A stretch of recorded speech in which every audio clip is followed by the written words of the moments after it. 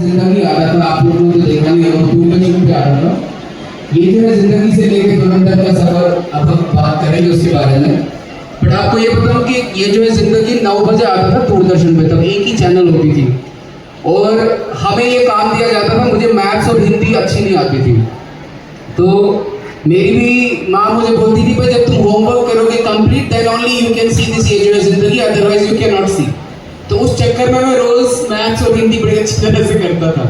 तो I would like to ask first, ये जो है जिंदगी का जो सफर है, how did it start, because it was the number 1 serial that time. मैं आपकी जनरेशन को ये बताना चाहता हूँ कि आज आप टेलीविजन कितना एंजॉय करते हैं, कितने सालों से करते आ रहे हैं, तरह तरह के सीरियल देखते हैं, लेकिन ये जो है जिंदगी पहला इंडिया का एंटरटेनमेंट सीरियल था and I am proud of it that I was a part of it. और बहुत सारे, और वो आज भी रेलेवेंट है। अगर बहुत सारे माँ बाप आज भी अपने बच्चों को वो दिखाते हैं और बच्चे देख रहे हैं उसको, क्योंकि वो बहुत सिंपल है, बहुत ह्यूमर है उसमें, बड़ा एंटरटेनिंग है। अगर आप भी चाहेंगे तो आपको यूट्यूब पे कहीं ना कहीं मिल जाएगा, आप देखिए आपको बहुत मजा आएगा। तो जब मेरे पास वो सीरियल करने के लिए आया, क्योंकि मैं FTII से हूँ, मैंने फिल्म इंस्टीट्यूट पूना जो है वहाँ से अपनी एक्टिंग की ट्रेनिंग ली थी, तो वहाँ से मैं हूँ। तो मेरे कुलीग वगैरह बना रहे थे, कुंदन शाह उसके डायरेक्टर थे, तो मुझे वो बार बार बोलते रहे, 1 महीने तक मुझे फोन करते रहे कि राकेश तुम ये करो, तुम ये करो। मैं मना करता था, मुझे लगा नहीं मुझे टीवी नहीं करना है, टीवी का कोई फ्यूचर नहीं है हमारे देश में। लेकिन फिर मैंने एक दिन कहीं पढ़ा कि if you are not a television you are nowhere, and I decided that I will do that serial. और आपको जानकर आप हैरान हो जाएंगे आजकल कि वो जो सीरियल है वो रात को 9 बजे आता था और 9 बजे से लेकर 9:30 बजे तक इंडिया की सड़कों पे ट्रैफिक खत्म हो जाता था। लोग अपने घर में बैठ के उस सीरियल को देखते थे, तो ये बहुत पॉपुलर था। और वो पहला हमने एक सीड वो एक तरह से समझिए कि हमने लगाया था हमारे देश में कि किस तरह से टेलीविजन कैन बी एंटरटेनिंग, क्योंकि उसके पहले जो टेलीविजन था वो सिर्फ इंफॉर्मेशन और न्यूज था, only news and only information, या तो किसी दर्शन वगैरह जैसे प्रोग्राम आते थे अबाउट फार्मिंग एंड ऑल, तब खबरें आती थी। लेकिन एंटरटेनमेंट का पहला वो पड़ाव था हमारे देश में, and I am very happy and proud to be a part of that. And then it went on and on, फिर टेलीविजन बहुत काम किया मैंने। या उसके बाद I would like to add that, मतलब एक और जो बेंचमार्क मुझे याद है वो श्रीमान श्रीमती, और उसमें दिलरुबा वाला कैरेक्टर होता था, आई रिमेम्बर। उसके बारे में कुछ आपको याद है? कुछ दिलरुबा कैरेक्टर याद है? किसी को याद है? किसको किसको याद है? हाथ खड़ा करो।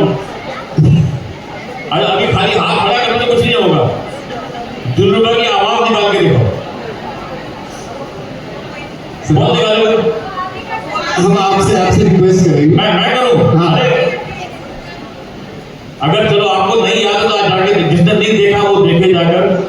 श्रीमान श्रीमती बड़ा पॉपुलर सीरियल चला हमारे देश में, 4-5 साल चला और बहुत ही पॉपुलर था। उसमें मेरा एक हाथ हमेशा ऐसे रहता था और मेरे हाथों में नेल पॉलिश रहती थी, आंखों में काजल रहता था, और उसमें मैं ऐसे बोलता था,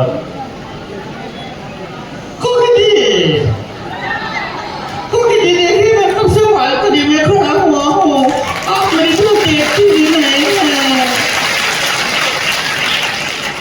I love you so much, you don't love me, I don't like it, हाँ। तो ऐसे तो बहुत साल चला है। उस दिन मैं अभी बता रहा था डॉक्टर साहब को कि मैं कुछ दिन पहले अर्नब गोस्वामी से मिला, उनके चैनल में गया था किसी फंक्शन के लिए रिपब्लिक में। तो उन्होंने मिलते ही मुझे एक बात कही, उन्होंने, राकेश जी कि आज मैं जो कुछ भी हूँ उसमें आपका बहुत बड़ा हाथ है। तो मैंने कहा वो कैसे? बोले मुझे बचपन में श्रीमान श्रीमती देखना होता था और मेरे पेरेंट्स बोलते थे अगर तुम पढ़ोगे नहीं तो हम तुमको नहीं देखने देंगे, तो मुझे पढ़ना पड़ता था ताकि मैं आपका ये प्रोग्राम देखूं। तो डॉक्टर साहब ने कहा मेरे साथ भी ऐसे ही हुआ। बिल्कुल सर। तो टेलीविजन के साथ साथ एज वी रिमेम्बर आपका फिल्म वर्ल्ड में भी बहुत बड़ा योगदान है। मुझे गाना मेरा बड़ा फेवरेट होता था और वो फिल्म भी मुझे बड़ी पसंद थी, गाना था नीले नीले अंबर पर। और उस गाने में जो आपका एक्ट है, लाइक जब वो गिटार बजा रहे हैं और उसके बाद the way you are acting, मतलब मुझे लगता है कि वो मेरे पूरे माइंड में अक्सर था। So how did films happen to you? देखिए फिल्म तो मैं फिल्म इंस्टीट्यूट से बाहर निकला तो फिल्में तो करनी थी मैंने। शुरुआत में मेरी पहली फिल्म थी एहसास, फिर हमारे तुम्हारे, फिर बहुत सारी फिल्में की, धीरे धीरे सफर चलता रहा। और वो फिल्म जो है वो जहाँ तक मुझे याद है, नॉट रॉन्ग, शायद वो श्रीदेवी जी की पहली फिल्म थी हिंदी में उनकी पहली फिल्म थी। और वो गाना बहुत पॉपुलर है। मैं आज भी ऐसा कोई फंक्शन नहीं होता, कोई ऐसा शादी नहीं होती या कोई ऐसा डिस्को नहीं होता जहाँ पर वो गाना ना बजे। ये किशोर कुमार साहब गाया हुआ गाना। तो अभी हम फिल्म्स की बात करें तो कश्मीर में आप पहली बार कब आए for a shoot? When was it and which was the film? मेरे ख्याल 82-83 में एक फिल्म हमने की थी, ये वादा रहा। और ये वादा रहा कि गाने आज भी हर रोज रेडियो पे बैठते हैं। वो आपको आपने गाना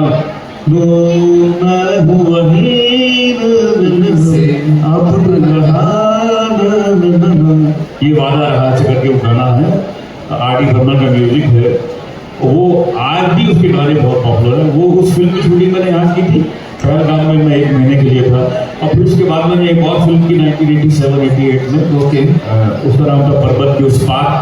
वो हमने लोलाब वैली, जो अभी आपको पता है, जी लोलाब वैली।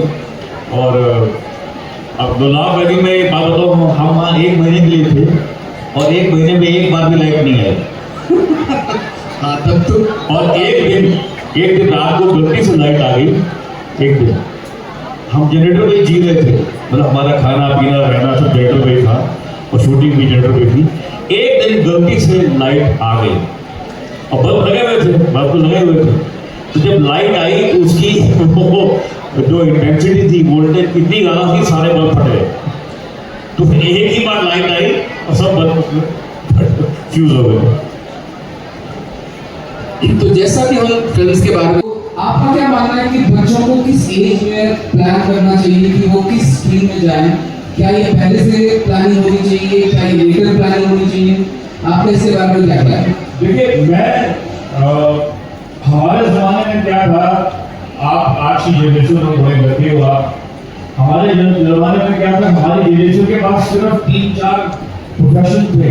एक्टिंग तो चलो बहुत दूर की बात है, एक्टिंग तो कोई ज़्यादा नहीं था। बड़े जो घर वाले भी अपोज करते थे और बाकी सब लोग बोलते थे क्या करेंगे, कुछ नहीं होना इसमें। लेकिन सब ये बोलते थे डॉक्टर बन जाओ, इंजीनियर बन जाओ, लॉयर बन जाओ या नौकरी बन जाओ। 3-4 प्रोफेशन थे हमारे पास। तो लेकिन अभी ऐसा नहीं। अभी देखो, मैं ये समझता हूँ स्ट्रॉन्ग की जितने भी बच्चे यहाँ बैठे हैं उनको मैं बोल रहा हूँ खासतौर पर कि आप इस बात को समझें कि अभी आपको अपने अंदर झांकना पड़ेगा और ये ढूंढना पड़ेगा कि मेरा किस तरफ मेरा अट्रैक्शन है। मैं म्यूजिक में ज़्यादा अच्छा हूँ, मैं राइटिंग में ज़्यादा अच्छा हूँ, या मैं पेंटिंग मुझे अच्छी तरह से आती है, या मेरे अंदर और स्किल्स हैं। मैं इलेक्ट्रिसिटी को अच्छा समझता हूँ, I can be a good electrician, और I can be something innovate myself in something related to electricity. और अभी तो आपको मालूम है कि स्टार्टअप का कितना बड़ा जमाना आ गया है। अभी हम मैं कितनी बार हैरान हो जा रहा हूँ कि मैंने सारी उम्र में मुझे लगता है मैंने इतना पैसा नहीं कमाया जितना एक बच्चा 22 साल का है, उसने एक ऐप बनाया, स्टार्टअप बनाया और उसने मेरे से 10 गुना पैसा कमा के वो आदमी बच्चा बैठा हुआ, बिकॉज उसकी दिमाग की इनोवेशन थी। So today time has change, but the point is कि माँ बाप को भी, आपके पेरेंट्स को भी और आपको खुद को भी ये वो ढूंढना होगा, वो एंगल, वो टेंजेंट, वो एक रास्ता जो आपका माइंडसेट जो है वो क्या कहता है, आप उस तरफ जाने की कोशिश करें। उसमें उसके कहाँ से आपको उसकी एप्लीकेशन मिल सकती है, कहाँ से आपको उसके बारे में ज़्यादा नॉलेज मिल सकती है, ताकि उसके स्कूल कहाँ है, यूनिवर्सिटी कहाँ है, उस तरफ ज़्यादा जाएं तो यू कैन बी बहुत सारे रास्ते आप चुनने होंगे। लेकिन वो जल्दी करना पड़ेगा। अगर आप यही काम ग्रेजुएशन के बाद करेंगे तो शायद बहुत लेट हो जाता है, क्योंकि फिर आपकी उम्र के 25-30 साल तक निकल जाते हैं।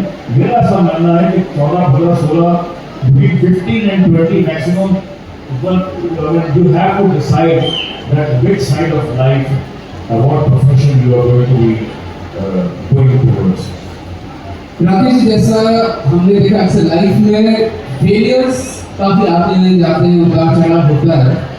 और आजकल मैंने देखा कि बच्चों में समटाइम्स दे फेस फेलियर भी एकदम से सारा सरेंडर भी कर देते हैं।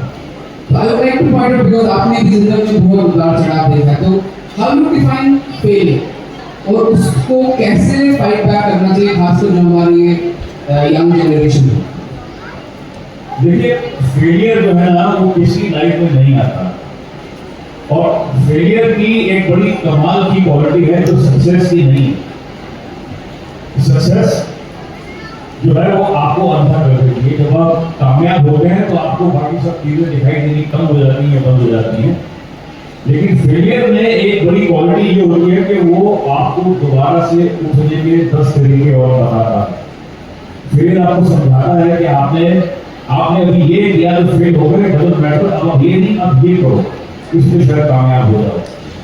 फॉर एग्जाम्पल, जो थॉमस एडिसन जिन्होंने लाइट का बल्ब बनाया, पहला बल्ब बनाया, तो उन्होंने 100 अटेम्प्ट्स किए थे, 100 अटेम्प्ट्स किए थे एक बल्ब बनाने के लिए, और शायद 101वां अटेम्प्ट में जाके जो बटन दबाया तो बल्ब जल गया। इसको आज हम इसके बारे में सोचते भी नहीं। हम लाइट ऑन करते हैं, बल्ब जल जाता है। लेकिन आप सोचिए कि एक आदमी ने 100 बार कोशिश की उसको बनाने की, तब जाके वो बना। तो अगर वो फेलियर मान के हार जाते कि नहीं यार, मैं तो यार कितने अटेम्प्ट करता हूं, ये बनता ही नहीं है, तो आज हम शायद अंधेरे में ही बैठे हो। बिल्कुल। इनफैक्ट आज हम बात करने वाले हैं पूरी सफर की। मतलब मैं जब छोटा था तो आपका क्या मानना है कि बच्चों को किस एज में प्लान करना चाहिए कि वो किस स्ट्रीम में जाएं? क्या ये पहले से प्लानिंग होनी चाहिए, क्या ये लेटर प्लानिंग होनी चाहिए? आपने इसके बारे में क्या कहना है? देखिए, हमारे जमाने में क्या था, आप आज की जनरेशन में बड़े लगे हो आप। हमारे जमाने में क्या था, हमारी जनरेशन के पास सिर्फ 3-4 प्रोफेशन थे। एक्टिंग तो चलो बहुत दूर की बात है, एक्टिंग तो कोई ज़्यादा नहीं था। बड़े जो घर वाले भी अपोज करते थे और बाकी सब लोग बोलते थे क्या करेंगे, ये कुछ नहीं होना इसमें। लेकिन सब ये बोलते थे डॉक्टर बन जाओ, इंजीनियर बन जाओ, लॉयर बन जाओ, या नौकरी कर लो। बड़े 3-4 प्रोफेशन थे हमारे पास। तो लेकिन अभी ऐसा नहीं। अभी देखो, मैं ये समझता हूँ, इस गाँव के जितने भी बच्चे यहाँ बैठे हैं उनको मैं बोल रहा हूँ खासतौर पर कि आप इस बात को समझें कि अभी आपको अपने अंदर झांकना पड़ेगा और ये ढूंढना पड़ेगा कि मेरा किस तरफ मेरा अट्रैक्शन है।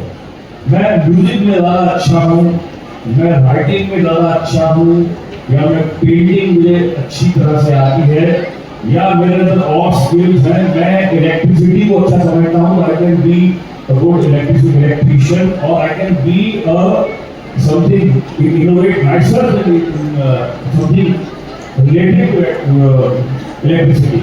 और अभी तो आपको मालूम है कि स्टार्टअप का कितना बड़ा जमाना आ गया है। अभी हम मैं कितनी बार हैरान हो जा रहा हूँ कि मैंने सारी उम्र में कहता हूँ, मुझे लगता है मैंने इतना पैसा नहीं कमाया जितना एक बच्चा 22 साल का है, उसने एक ऐप बनाया, स्टार्टअप बनाया, और उसने मेरे से 10 गुना पैसा कमा के वो आदमी बच्चा बैठा हुआ, बिकॉज उसकी दिमाग की इनोवेशन थी।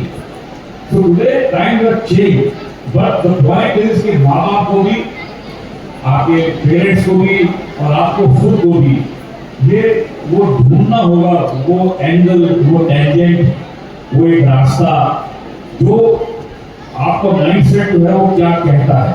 आप उस तरफ जाने की कोशिश करें, उसमें उसके कहाँ से आपको उसकी एजुकेशन मिल सकती है, कहाँ से आपको उसके बारे में ज़्यादा नॉलेज मिल सकती है, ताकि उसके स्कूल कहाँ है, यूनिवर्सिटी कहाँ है, उस तरफ ज़्यादा जाएँ। तो यू कैन बी बहुत सारे रास्ते आप चुनने होते हैं, लेकिन वो जल्दी करना पड़ेगा। अगर आप यही काम ग्रेजुएशन के बाद करेंगे तो शायद बहुत लेट हो जाता है, क्योंकि फिर आपकी उम्र के 25-30 साल तक निकल जाते हैं। मेरा ऐसा मानना है कि 14, 15, 16, 15 and 20 maximum, you have to decide that which side of life, what profession you are going to be going towards. Rakesh ji, जैसा हमने देखा अक्सर लाइफ में फेलियर्स काफी आते हैं जाते हैं, उतार चढ़ाव होता है। और आजकल मैंने देखा कि बच्चों में समटाइम्स दे फेस फेलियर भी एकदम से सारा सरेंडर भी कर देते हैं। तो I would like two point out, because आपने भी जिंदगी में बहुत उतार चढ़ाव देखा, तो हाउ यू डिफाइन फेलियर और उसको कैसे फाइट बैक करना चाहिए, खासकर जो हमारी यंग जनरेशन है।